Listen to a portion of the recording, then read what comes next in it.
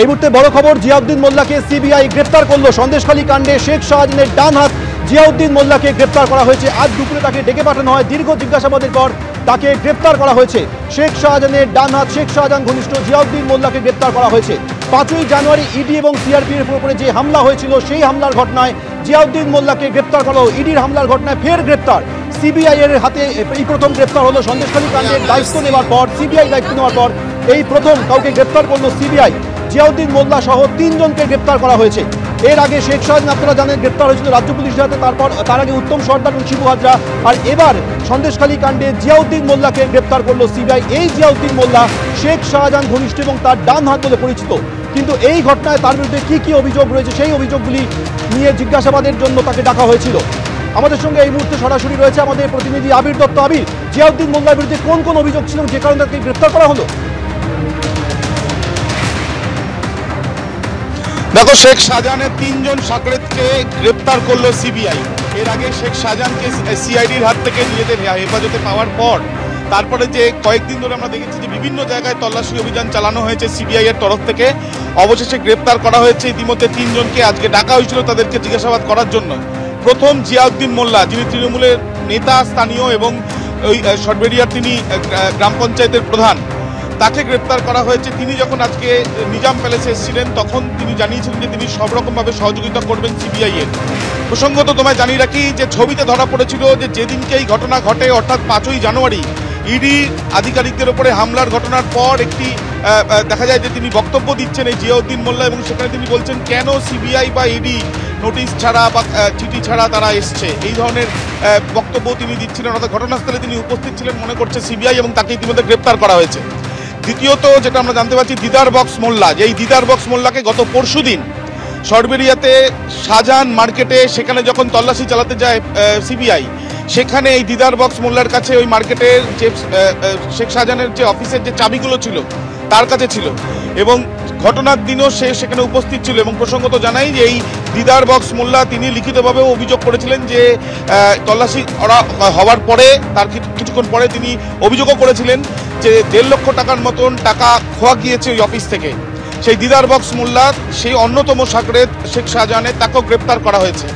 অন্যদিকে যেটা আমরা জানতে পাচ্ছি যে ফারুক আকুঞ্জি, সেও অন্যতম শেখ শাহজাহানের ঘনিষ্ঠ, তাকেও আজকে ডেকে পাঠানো হয়েছিল এবং তাকেও গ্রেপ্তার করা হয়েছে। অর্থাৎ এই যে 2টি পৃথক মামলা রুজু করা হয়েছিল সন্দেশখালীতে ইডির উপরে যে হামলার, সেই পৃথক মামলার মধ্যে একটি মামলাতে 3 জনকে ইতিমধ্যে গ্রেপ্তার করা হলো। এবং এই যে 3 জনকে গ্রেপ্তার করা হলো, আরও একবার তোমায় জানাই, তৃণমূল নেতা জিয়াউদ্দিন মোল্লা, দ্বিতীয়ত ফারুক আকুঞ্জি এবং তৃতীয়ত দিদার বক্স মোল্লা।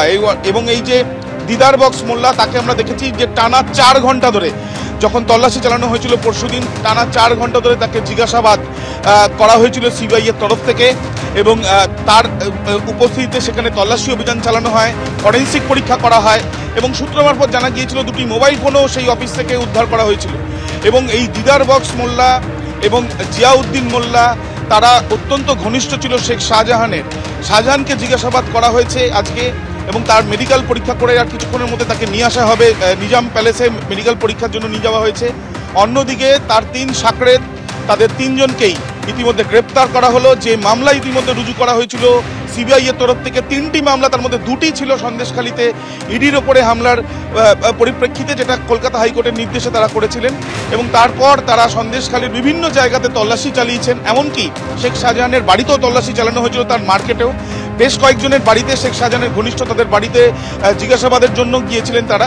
এবং গতকাল রাত্রিবেলা, সন্ধ্যেবেলা থেকে গভীর রাত পর্যন্ত বিভিন্ন জায়গাতে তারা যাদেরকে সন্দেহভাজন বা যাদেরকে জিজ্ঞাসাবাদের প্রয়োজনীয়তা আছে বলে তারা, অর্থাৎ একের পর এক জায়গায় তল্লাশি এবং তদন্তের পর জিয়াউদ্দিন মোল্লাকে আজ ডেকে পাঠানো হয়। জিয়াউদ্দিন মোল্লা, দিদার বক্স মোল্লা সহ মোট 3 জনকে সিবিআই গ্রেপ্তার করেছে।